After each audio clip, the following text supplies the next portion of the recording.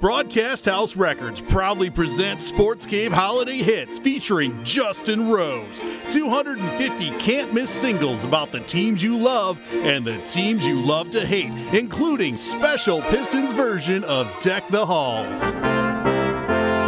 Trade your first-round pick again. Detroit basketball. Other holiday hits include Little Drummond Boy, Go Blue Christmas, and who can forget Michigan First Noel. Harbaugh, Harbaugh, Harbaugh, Harbaugh. Jim is the savior of Michigan football. No collection is complete without Gardy Claus coming to town. You're a mean one, Mr. Quinn, and the 12 Days of Hockey Town. On the second day of Christmas, Ken Holland gave to me 2 expiring contracts and Stevie Y back in the D. And Justin Rose goes on for hours more. Sports Cave Holiday Hits. Order now.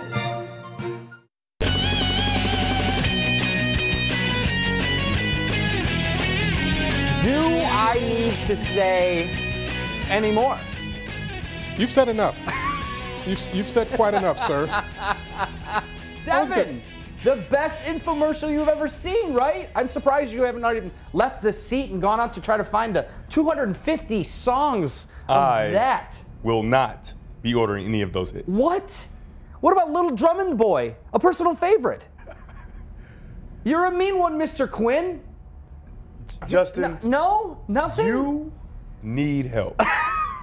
Probably true. And that's why we're here. That's right. And if you order in the next 20 seconds, Yes. we'll send you 2 copies for a friend. And a sweater. And a sweater. You can have this sweater, of course, because nobody wants to be sporting Lions gear anymore around these parts here. Welcome to the holiday edition of the 7 Sports Cave. Sorry you had to sit through that. Hopefully you're still with us here. Might have lost a record number of viewers in the first minute and a half of the show here. I'm your host, Justin Rose, joined today by a couple of my personal favorites. Rod Beard, Detroit Pistons beat writer for the News.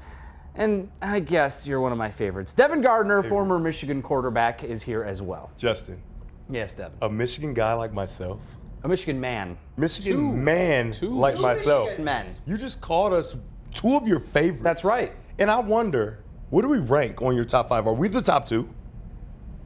Yes. See? Well, you're here. Of course we're going Merry to say Christmas. Merry Christmas. We have a lot to get to in the show today. We're talking Lions. We'll be talking Pistons, of course. Michigan's bowl game is coming up here before the next show, so we'll talk a lot about the Michigan-Florida matchup. And I will continue to say Florida stinks because I'll tell you why. Florida is not a big fan of me right now. Some of my comments on this show a couple weeks ago. We'll get to that later. We got a special guest as well, one of the best high school football players in the state, actually the best football player in the state, as according to state champs this year, DeQuan Finn. So we'll talk to him as he gets ready to depart for his college career in Toledo next month. But let's crack right into it with these guys, these bad boys here, the Detroit Lions. Today's game brought to you by The same old thing. the letter 0. That's not a letter, but nothing makes sense with the Lions anyways. I mean, you have to appreciate that they give you exactly what you think you're going to get. They're very consistent in that, right? Why do you guys think that there are still fans out there that are that devoted to the franchise? People out there with broken hearts tonight. Well, I think it starts with it's ingrained in us now. There are people who are of age now who have not seen a Lions home playoff victory and barely even game. So it is, you're trained to wait until next year. Next year is going to be better. They tank, or what kind of draft pick are they going to get? Or can they get a good quarterback with that number 5, number 6, number 7 pick? There's always this next year mentality, and it's not the disappointment of getting to the playoffs, winning a couple of rounds, and you're falling just short, so you're planning to be good next year. You're planning to be bad next year too. I'll make an excuse for the Lions. Ready for it? The injuries. They'll never say it because they're not allowed to say it. But look, we pressed one of the players today, Darius Slay, and he basically was like, look, you saw who we had out there today. And then he kind of backtracked and was like, I got to get out of here, have a good Christmas, because he didn't want to. But it's true. You lost Marvin Jones. You lost Kerryon Johnson. You lost TJ Lang. You got a banged up offensive. I mean, these are real players that you banked on to be very good and contribute. And now you've got guys out there, I can't even tell you.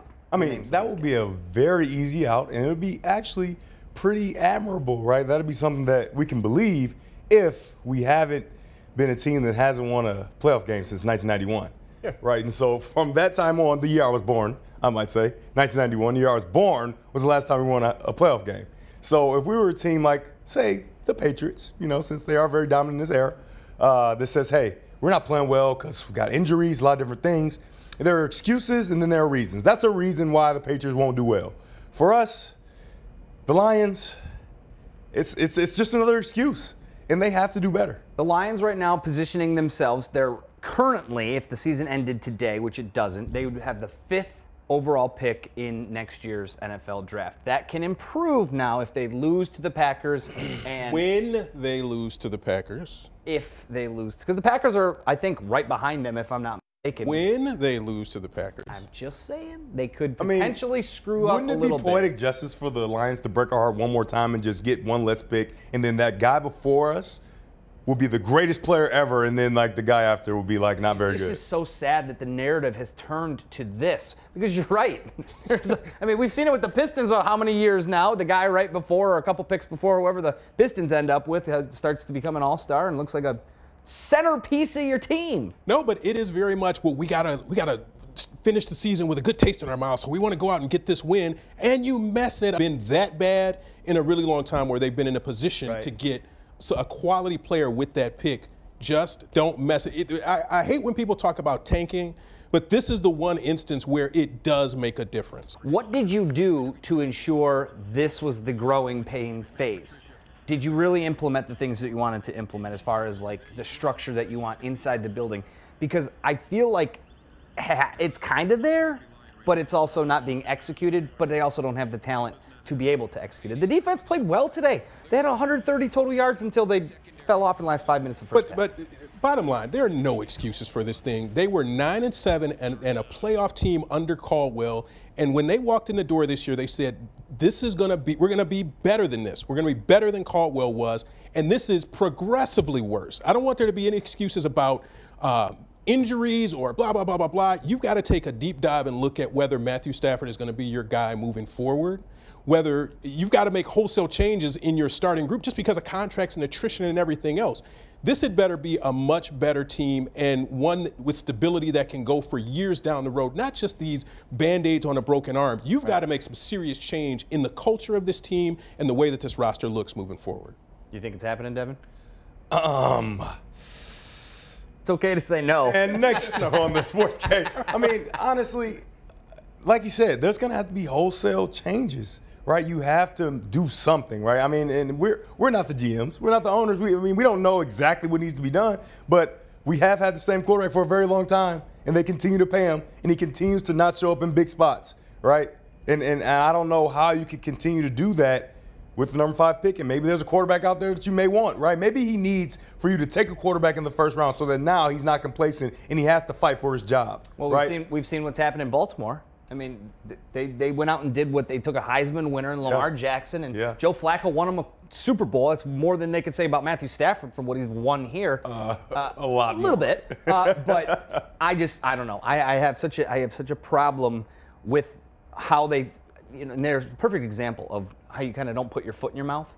Coming out and saying we're better than 9-7. Yeah, we got to be better. We fired our coach. Good. I bet you they won 9-7 right about now. But all of this talk about the Patriot way, the thing about the Patriots in previous years, they always knew when to move on from a guy. When a guy didn't have it anymore or his contract was too big and they had to make that next step. And Stafford has an albatross of a contract. It's not going to be simple to move on from that, but you have to start taking a good long look at where he's going to be 3 years from now, 5 years from now. Is that still your guy that you want to take this long-term relationship with? And I don't know the answer to that. Rod, and here's the scary thing about it is Bob Quinn is the guy that gave him that albatross of the contract. So you're talking about the guy who, in your theory of they know when to move on from players, that's not, this $27 million a year player is not moving on from a player. That's quite a commitment to him. So, and I'll talk about the Patriot way. Let's not forget, it's Tom Brady on the other. It's Tom Brady way. Let's just be clear. the Patriot way means nothing without Tom Brady. Yeah. Right? And so I think that they should just, point. kind of stop that, because let's just do it your way, and let's do a way that's successful, because you don't have Tom Brady. So there can't be a Patriot way unless the Patriots want to part ways with Tom Brady. He comes and plays with us until he's 45. That's interesting. Is Tom Brady right now better than Matt Stafford? Give me is Tom ever Brady going to right be? now. The downgrade of wow. Tom Brady right now. Tom Brady's not even my favorite Michigan quarterback. TB12. though. He's not Oh, my of favorite. course he's not. Who's on the couch? Tom, anytime, man, you can become my favorite Michigan quarterback. Wait, what? Hey, if Wow. Tom Brady comes walking through that door, Devin. I would remove myself. So I would expect you to fight for me and not, Devin, please don't go. He said please don't go. He said you were top 5. Those rankings fluctuate as to the presence and attendance of one Tom Brady. All right, we got lots more to get to. We have to talk about the Pistons, too, another team that just certainly is a head-scratcher right now. Yeah, I had hair when I started covering this team. I just do not anymore. Gotta love those Detroit sports. Coming up after the break, we will dive into the Pistons, what they need to do to either right the ship this year, maybe make some moves, or get ready for the future. I'll ask Rob those tough questions coming up next. Get your tweets in, though. #7SportsCape. Give me a little love on the sweater. I'm feeling a little hurt. And the song. What'd you guys think of the song? I'll take all those tweets later on in the show. We'll be right back here on the 7 SportsCape Holiday Edition. Stay with us.